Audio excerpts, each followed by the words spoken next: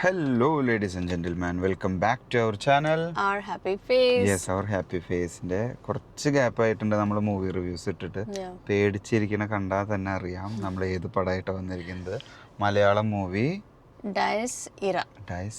എൻ്റെ അമ്മേ. The Day of Wrath.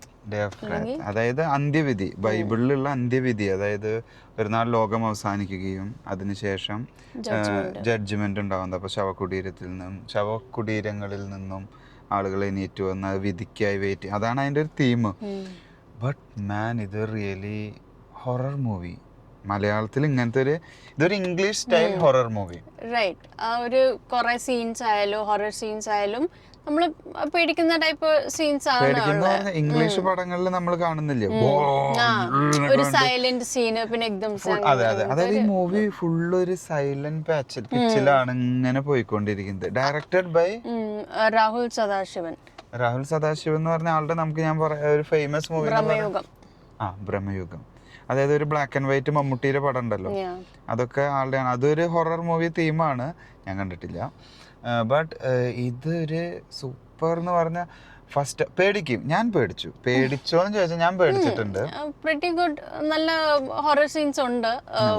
Actually Arun പറഞ്ഞ പോലെ ഇങ്ങനെ സൈലന്റ് ആയിട്ട് പോയിട്ട് അത് തന്നെ ഓഡിയൻസിനെ ക്യാപ്ചർ ചെയ്ത് വെക്കും. അങ്ങനത്തെ ഒരു സീൻസ് അതായത് ഈ പറഞ്ഞ പോലെ മെല്ലെ ഇങ്ങനെ ഭയങ്കര നിശബ്ദത, അതിലേക്ക് നമ്മളെ പിടിച്ച് വലിച്ചിരുത്തി ഈ മൂവിയിൽ നമ്മൾ ഇൻവോൾവ് ആയിട്ട് തന്നെ പോകുമ്പോ പെട്ടെന്ന് ഒരു ഹൊറർ എഫക്ട് വരുമ്പോണ്ടല്ലോ. നമ്മൾ ഇതൊക്കെ ഹൊറർ ഈ ഹോളിവുഡ് മൂവീസിലാണ് കൂടുതലും കണ്ടിട്ടുള്ളത്, ലൈക്ക് കോൺജോറിങ് ആൻഡ് എവറിത്തിങ്. അതിന്റെ ഒരു അടുത്തെത്തുന്ന ഒരു ടൈപ്പ് ഇന്ത്യൻ മലയാളം സിനിമ എന്ന് പറയാം, ഹൊറർ സിനിമ എന്ന് പറയാൻ പറ്റും. അങ്ങനെ ലീഡിങ് ക്യാരക്ടേഴ്സ് മെയിൻലി രണ്ടാൾക്കാരുള്ളൂ. അതായത് നല്ല അഭിനയായിട്ടുണ്ട്. മോഹൻലാലിന്റെ മകൻ എന്നുള്ള പേര് മാറി പ്രണവ് മോഹൻലാലിൽ തന്നെ ആളുകൾക്ക് ആ ഒരു പേരിൽ തന്നെ ആൾക്കാര് വിളിച്ചു തുടങ്ങും. Specially acting in horror movie it's like a different thing, right? It's not like a normal genre movie. അപ്പൊ അത് നല്ലൊരു ആക്ടിങ്, നല്ലൊരു സീനൊക്കെ ഉണ്ട്. അതായത് അവൻ ഒറ്റയ്ക്ക് ആക്ട് ചെയ്ത് ഒരു ഹൊറർ പറയുന്നില്ല, പറഞ്ഞാൽ നിങ്ങൾക്ക് അതിന്റെ ഒരു സസ്പെൻസ് പോകും. എന്തായാലും മൂവി സ്റ്റോറി ലൈൻ എന്ന് പറയുമ്പോ ഒരു സ്റ്റോറി ലൈൻ നോക്കരുത്. Story line is average. Like I would say that ഞാൻ കുറച്ച് ക്ലൈമാക്സ് എക്സ്പെക്ട് ചെയ്തു, ബട്ട് എന്നാലും ചിലർക്ക് ക്ലൈമാക്സ് ഓക്കെയാണ്. ക്ലൈമാക്സിൽ തോന്നുന്നു നമ്മളിത് ഒരു ഞങ്ങള് തീം പറഞ്ഞ പോലെ അതിന്റെ സ്പോയിലർ പറയുന്നില്ല.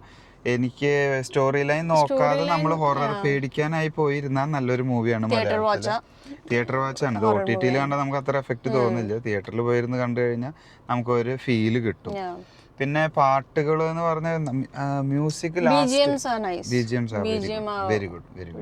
അതിൽ കാണിക്കുന്ന ഒരു വലിയൊരു വീടുണ്ട്. എന്ത് വീട് അത്, ലിഫ്റ്റും കാര്യങ്ങളൊക്കെ ആയിട്ടുള്ള നിങ്ങളെ അട്രാക്ട് ആയി പോവാ വീട്.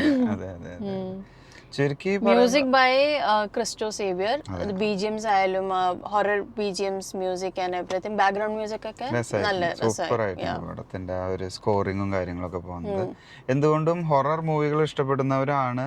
മലയാളത്തിൽ കുറെ നാളുകൾക്ക് ശേഷം ഒരു നല്ല ഹൊറർ മൂവി വന്നിട്ടുള്ളതാണ്. ഒരു നല്ല ഹൊറർ മലയാളത്തിൽ കുറവാണ്. അപ്പൊ ആ ഒരു കാറ്റഗറി വെച്ചിട്ട് തിയേറ്റർ ഫുൾ ആട്ടാ. Theatre is house full.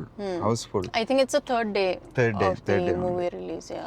And still all together എന്ന് പറയുമ്പോൾ ഒരു തിയേറ്റർ മസ്റ്റ് വാച്ച് എന്ന് പറയും. Theatre must watch. OTT കണ്ടാൽ നമുക്ക് അത്ര ഫീല് കിട്ടില്ല. തിയേറ്റർ മസ്റ്റ് വാച്ച് മൂവി എന്ന് പറയാം. പ്രണവ് മോഹൻലാലിന്റെ one of the best movie എന്നും പറയാം. And there is a guest appearance. We are not revealing that. You should go and watch. പോയി കണ്ടാൽ തന്നെ അത് ഒരു സസ്പെൻസ് ആയിട്ടിരിക്കണം. So all together that's it. ഒരു ഹൊറർ മൂവി എൻജോയ് ചെയ്യാൻ you can go and watch in the theaters. പേടിക്കാൻ ready ആയിട്ട് പോകണം. Okay, so that's it all together. Thanks for watching. See you next time. Bye.